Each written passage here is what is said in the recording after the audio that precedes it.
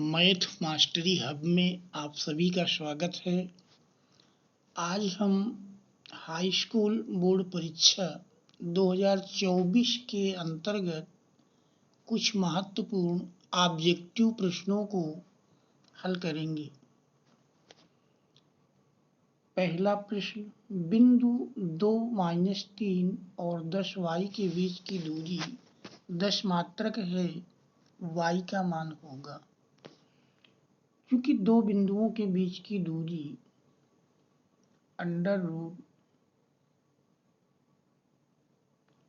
x2 minus x1 का whole square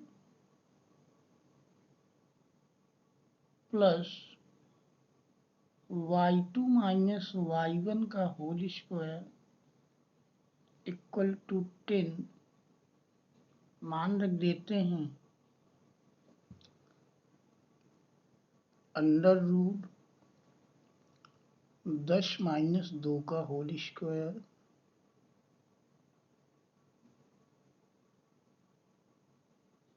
plus y minus minus plus हो गया y plus 3 का होल स्क्वायर इक्वल टू 10। सरल किए दोनों ओर का वर्ग कर देते हैं, अंडर रूट हट जाएगा। 8 का स्क्वायर 64 प्लस y प्लस 3 का होल स्क्वायर इक्वल टू 100 या y प्लस 3 का whole square equal to 100 minus 64 घटाने पर 36 आया। वर्गमूल लिए y plus 3 equal to plus minus 6, एक बार प्लस चिन्ह ले लेंगे तो y equal to 6 minus 3 equal to 3 और एक बार माइनस चिन्ह लेंगे तो minus 6 minus 3 equal to minus 9। इस प्रकार से y के मान -9 और 3 प्राप्त होते हैं, अतः ऑप्शन बी सही है। अगला प्रश्न, संख्या 129/125 के दशमलव प्रसार में अंकों की संख्या होगी। संख्या 129/125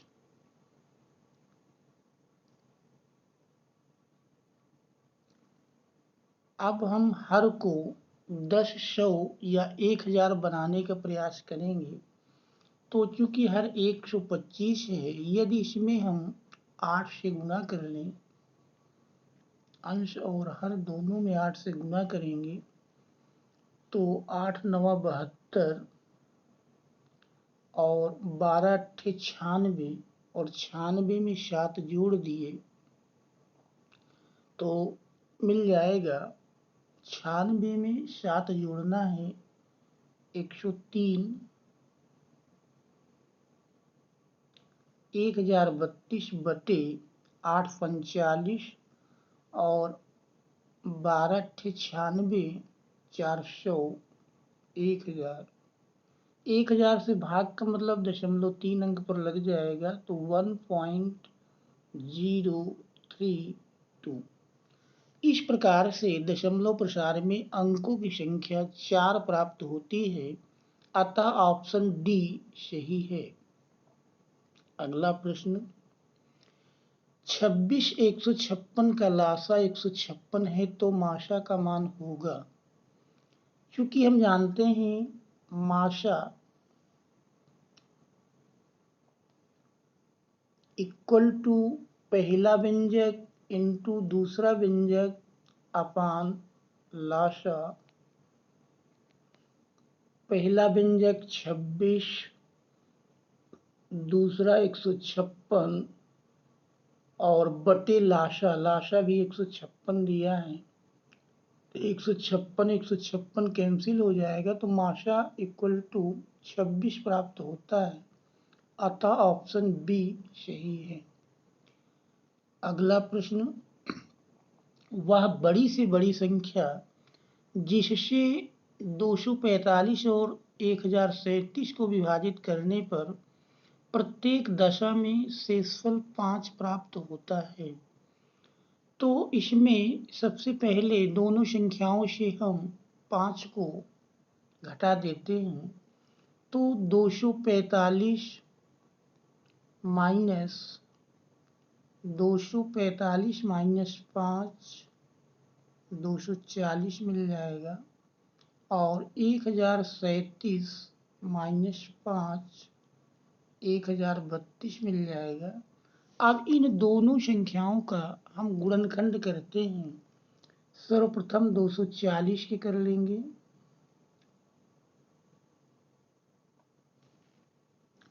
240 2 से विभाजित करते हैं 120 मिल जाएगा।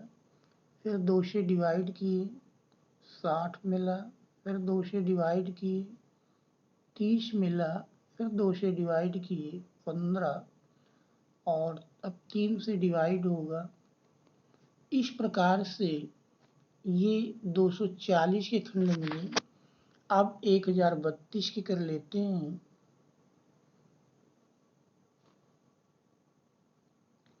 तो 2 से 2 पंचे 10, 2 2 6 12, 2 दूनाई 4, 2 पंचे 10, और 2 अट्ठे 16,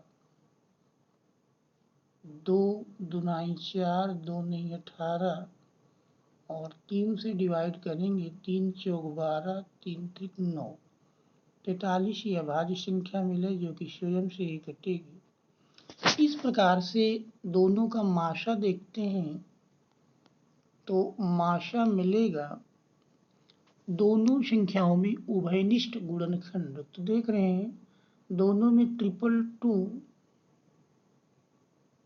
और 3 प्राप्त होता है, जिनका गुणनफल 2 दूनी 4 दूनी 8 त्रिक 24। अतः वो बड़ी से बड़ी संख्या 24 है, जिससे 245 और 1037 को विभाजित करने पर प्रत्येक दशा में शेषफल 5 प्राप्त होगा। ऑप्शन सी सही है। अगला प्रश्न, समीकरण का एक मूल 2 है तो a का मान होगा। क्योंकि समीकरण का मूल दिया है, इसलिए समीकरण में रखने पर समीकरण संतुष्ट होगा। 2 इंटू 2 का square plus a into 2 plus 6 equal to 0। तो 2 का स्क्वायर 4 इंटू 2 यानी 8 plus 2a plus 6 equal to 0। देखिए 8 और 6 जोड़ते 8 से 14 प्लस 2a इक्वल टू 0, या 2a इक्वल टू -14, या a इक्वल टू -14/2 काट दिए -7 मिल जाता है। इस प्रकार से ऑप्शन डी सही है। अगला प्रश्न, दो संख्याओं के योगफल और अंतर क्रमशः 8 और 2 हैं, तो संख्याएं होंगी। मान लिए माना संख्याएं x और y हैं। दो संख्याओं का योगफल यानी x प्लस वाई ये 8 दिया है, और अंतर 2 के बराबर है। दोनों को जोड़ेंगे y कैंसिल होगा, तो 2x इक्वल टू 10 या x इक्वल टू 10/2 5 मिल जाएगा।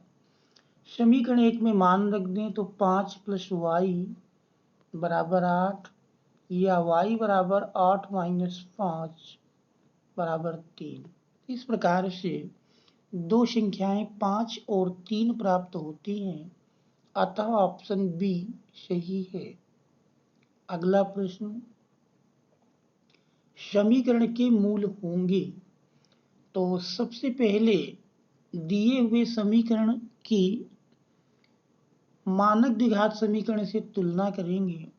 तुलना करने पर ax square minus ax square plus bx plus c बराबर 0 से तुलना करने पर a का मान 4 मिलता है, b का मान -12 और C का मान 9। विविक्तिकर निकालेंगे, विविक्तिकर B² - 4AC, इसी में मान रख देंगे -12 का स्क्वायर -4 × 4 × 9, -12 का स्क्वायर 144, -4 चौक 16, 16 9 144, 144 से 144 प्लस माइनस कट के 0 आ गया। क्योंकि विविक्तिकर का मान 0 है, अतः समीकरण के मूल वास्तविक और बराबर हैं। ऑप्शन सी सही है। अगला प्रश्न, दो बिंदुओं के बीच की दूरी पूछ रहा है। तो हम जानते हैं दो बिंदुओं के बीच की दूरी √x2 - x1 का whole square plus y2 - y1 का होल स्क्वायर, मान रख देते हैं 4 - 2 का होल स्क्वायर प्लस 1 - 2 का होल स्क्वायर। सरल किए 4 - 2 2 का स्क्वायर 4 प्लस 1 - 3 है, तो 1 - 3 - 2 का होल स्क्वायर -2 का स्क्वायर 4, 4 4 8, 8 का वर्गमूल लिए तो 2√2, अतः ऑप्शन सी सही है। अगला प्रश्न, समीकरण का विविक्तिकर। तो विविक्तिकर हम जानते हैं B² - 4AC, मान रख दें B देख रहे हैं -2 का होल स्क्वायर -4 × A का मान 3 है, इंटू C 1/3, 3 कैंसिल कर दिए तो -2 का स्क्वायर 4 -4, ये भी कैंसिल होकर के 0 मिल गया। चूंकि विविक्तिकर का मान पूछ रहा और विविक्तिकर 0 प्राप्त हुआ, तो ऑप्शन डी सही है। अगला प्रश्न, दिए गए चित्र में त्रिभुज ABC के आधार BC के समांतर रेखाखंड DE खींचा गया है। तो अब चूंकि त्रिभुज ABC में DE BC के समांतर है, इसलिए इसमें थेल्स की प्रमेय को लागू करने पर थेल्स की प्रमेय के अनुसार मिल जाएगा AD/DB इक्वल टू AE/EC। मान रख देते हैं AD हमको निकालना है और DB की माप दी है 7.2 equal to AE 1.8 upon EC 5.4। 0.11 अंक पर हट जाएगा तो सीधे काट देते हैं, 18 × 3 = 54 और 3 से 7.2 भी यदि काटें तो 3 दूनी 6 और 3 चौक 12। तो इस प्रकार से AD की माप 2.4 सेंटीमीटर। इस प्रकार से ऑप्शन सी सही है। अगला प्रश्न, दो समरूप त्रिभुजों की ऊंचाइयां क्रमशः 3 सेंटीमीटर तथा 4 सेंटीमीटर हैं। त्रिभुजों के क्षेत्रफल में अनुपात होगा। क्योंकि हमने प्रमेय पढ़ा है दो समरूप त्रिभुजों के क्षेत्रफलों का अनुपात उनकी संगत ऊंचाइयों के वर्गों के अनुपात में होता है, इसलिए समरूप त्रिभुजों के क्षेत्रफलों का जो अनुपात मिलेगा वो दोनों की ऊंचाइयों के वर्गों के अनुपात में, यानी H1/H2 का होल स्क्वायर। H1 3 है और H2 4 है, स्क्वायर किए तो 9/16, यानी क्षेत्रफलों का जो अनुपात आएगा वो 9/16 होगा, अतः ऑप्शन ए सही है। अगला प्रश्न, चित्र में त्रिज्यखंड OAB का क्षेत्रफल होगा। तो त्रिज्यखंड का क्षेत्रफल बराबर ये फार्मूला है पाई आर स्क्वायर थीटा अपान 360। देखिए पाई 3.14 इंटू आर त्रिज्या 4 दी है, 4 का स्क्वायर 16, थीटा हमारा 30 अंश है बटे 360। काटते हैं, 0 कैंसिल हो जाएगा, 3 से काटेंगे 12 तिहाई 36, फिर 4 से काट के सरल कर लें, 4 तिहाई 12, 4 चौक 16, 4 का गुणा कर लिए तो 4 का गुणा करेंगे तो ये हमारा मिलेगा 4 चौक 16, 4 एक 5 और 4 तिहाई 12 बटे 3, 3 से भाग दिए, 3 चौक 12, 3 एकम 3, 26 हो गया, 3 अठे 24, फिर घटाएंगे 24 दो 26, 20 बनेगा, 3 18। तो लगभग देख रहे हैं 4.19 के आसपास मिलेगा, अतः ऑप्शन बी सही है। अगला प्रश्न 2 tan स्क्वायर 45 अंश प्लस cos स्क्वायर 30 अंश माइनस साइन स्क्वायर 60 अंश का मान होगा। मान रख देते हैं 2 tan स्क्वायर 45 अंश, tan 45 का मान 1 स्क्वायर, स्क्वायर लगाए, प्लस cos स्क्वायर 30 अंश, cos 30 का मान रख करके स्क्वायर कर देंगे,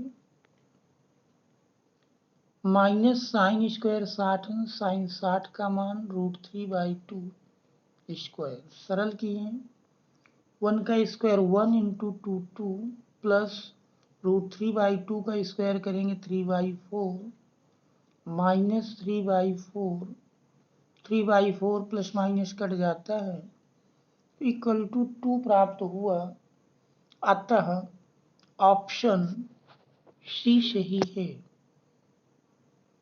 अगला प्रश्न cos स्क्वायर 67 अंश माइनस साइन स्क्वायर 23 अंश का मान होगा। तो एक चेंज कर लेते हैं, cos को ही बदलते हैं, क्योंकि cos theta sine 90 minus theta होता है, इसलिए लिख सकते हैं sine square 90 minus 67 minus sine square 23 अंश साइन स्क्वायर 90 से 67 घटाए 23 माइनस साइन स्क्वायर 23, इस प्रकार से प्लस माइनस कट जाता है और इसका मान 0, ऑप्शन सी सही है। अगला प्रश्न किसी त्रिभुज ABC में कोण C 90 अंश है और tan A 1/√3 तो निम्नलिखित का मान होगा।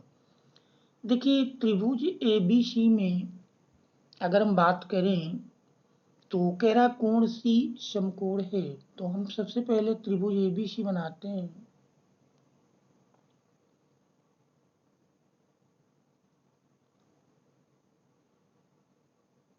तो त्रिभुज ABC में कोण C 90 अंश है, तो 90 अंश को हमने C नाम दे दिया, और tan A कोण A मान लिए, इसको कोण हमने B मान लिया। अब चूंकि tan A 1/√3, तो 1/√3 tan 30 अंश का मान होता है, इसलिए कोण A 30 अंश हुआ। और अब हम कोण B निकाल सकते हैं, कोण C 90 है, कोण A 30 हुआ, इसलिए कोण B का मान 60 अंश आएगा। अब sign A cos B plus cos A sine B का मान ज्ञात करना है, तो यहाँ हम ए और बी के मान रख करके फिर सरल करेंगे। तो अब हमारा प्रश्न हुआ साइन ए अर्थात साइन 30 अंश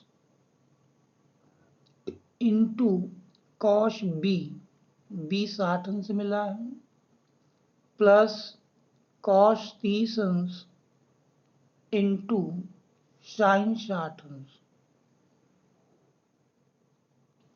मान रख देते हैं, साइन 30 1/2, कॉस 60 1/2 प्लस cos 30 √3/2 और sin 60 √3/2। तो गुणा किए 1/4 प्लस √3 का गुणा किए 3 और 2 दूनी 4, तो 3 1 4/4 सरल किए 1 मिल जाता है। अतः ऑप्शन सी सही है। अगला प्रश्न, निम्नलिखित सारणी का माध्य होगा। तो सबसे पहले इस दिए हुए वर्ग अंतराल से हम मध्यमान निकालेंगे। मध्यमान x का मान ज्ञात करते हैं।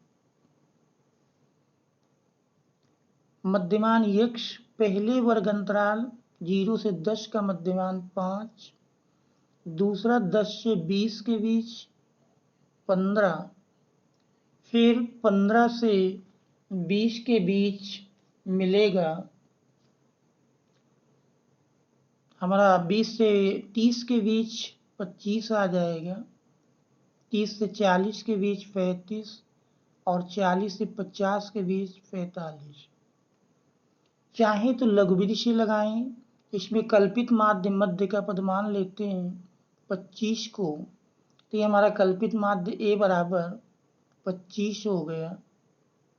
अब इसके बाद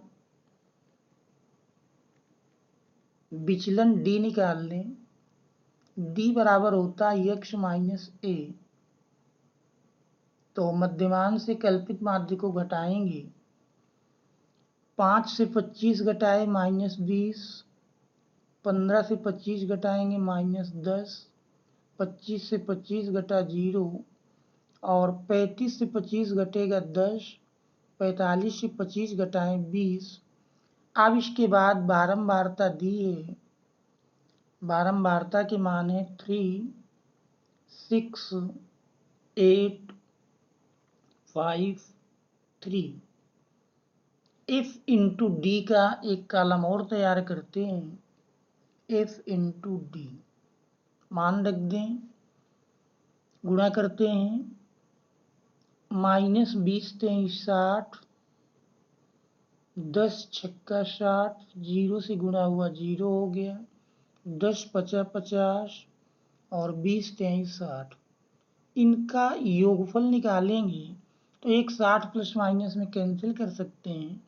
-60 + 50 मिल करके -10। ऐसे ही हम सिग्मा एफ निकाल लें। ये हमारा सिग्मा एफ डी मिला। सिग्मा एफ निकालेंगे बारंबारताओं का योग, तो 3 6 9 9 8 17 5 22 3 25, तो सिग्मा एफ बराबर 25 मिलता है। अब इसके बाद माध्य का सूत्र है, माध्य x बार बराबर a plus sigma F D upon sigma F. a हमने 25 माना है, प्लस सिग्मा एफ डी -10 मिला और सिग्मा एफ हमारा 25 है।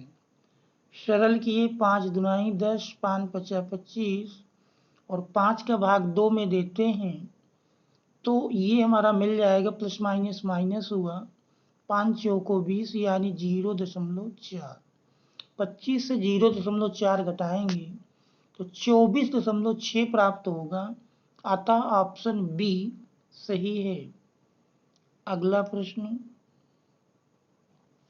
यदि एक वृत्त का परिमाप एक वर्ग के परिमाप के बराबर है तो उनके क्षेत्रफलों का अनुपात होगा। देखिए, वृत्त की मान लेते हैं, एक वृत्त है जिसकी त्रिज्या को हमने मान लिया r है, एक वर्ग है जिसकी भुजा को मान लेते हैं x है। प्रश्नानुसार वृत्त का परिमाप क्या वर्ग के परिमाप के बराबर है, तो वृत्त का परिमाप होता है 2πr और वर्ग का परिमाप 4 गुणे भुजा यानी 4x। इससे हम r और x का अनुपात निकाल लें, और r x का अनुपात निकालेंगे तो r/x इक्वल टू 4/2π सरल किए तो हमारा 2/पाई मिल जाएगा। और पूछ रहा है दोनों के क्षेत्रफलों का अनुपात। तो दोनों के क्षेत्रफल यानी वृत्त का क्षेत्रफल πr² अपान वर्ग का क्षेत्रफल भुजा स्क्वायर। इस प्रकार से बनता है पाई इंटू r/x का होल स्क्वायर। पाई r/x 2/पाई इसका भी स्क्वायर किए तो 4/पाई स्क्वायर, एक पाई कैंसिल हो जाएगा तो 4/पाई, पाई का मान 22/7। सरल किए 2 से कट जाएगा। इस प्रकार से 7 दूनी 14/11। तो दोनों के क्षेत्रफलों का अनुपात 14/11 प्राप्त होता है। अतः ऑप्शन बी सही है। अगला प्रश्न, एक आयताकार कागज 40 सेंटीमीटर गुणे 22 सेंटीमीटर को मोड़कर एक खोखले बेलन के आकार में बनाया जाता है, जिसकी ऊंचाई 40 सेंटीमीटर है। बेलन की त्रिज्या होगी। क्योंकि आयताकार कागज को मोड़कर जब बेलन बनाएंगे तो उसकी एक भुजा ऊंचाई और दूसरी भुजा उसकी परिधि बन जाती है। क्योंकि ऊंचाई 40 सेंटीमीटर दिया है तो इसलिए दूसरी भुजा 22 सेंटीमीटर उसकी परिधि होगी। परिधि 2πr, ये दिया है 22, तो r बराबर मिल जाएगा 22/2, पाई का मान 22/7, 22 कैंसिल कर दिए, 7/2 यानी 3.5। तो ऑप्शन ए सही है। अगला प्रश्न, निम्नलिखित सारणी का माध्यक वर्ग होगा। तो वर्ग अंतराल दिया है, बारंबारता दी है, तो एक हम और कॉलम संचयी बारंबारता का बनाते हैं। तो पहले वर्ग की बारंबारता और संचयी बारंबारता दोनों समान होती हैं, तो पहले में संचयी बारंबारता 7 ही मिलेगी। दूसरे में 7 और 5 का योगफल 12, फिर 12 और 16 का योगफल करेंगे तो 16 × 10 = 26, 2 28 मिला। फिर 28 और 12 जोड़ लेंगे, 28 2 30, 10 40 मिल गया और 40 2 42। ये संचयी बारंबारता का एक कॉलम तैयार हुआ। अब हम बारंबारताओं का योग निकालेंगे, इसे n कहते हैं। तो 7 5 12 और 12 16 28, 28 12 40 और 40 2 42। इस प्रकार से n/2 निकालें। 42/2 21 आ जाएगा।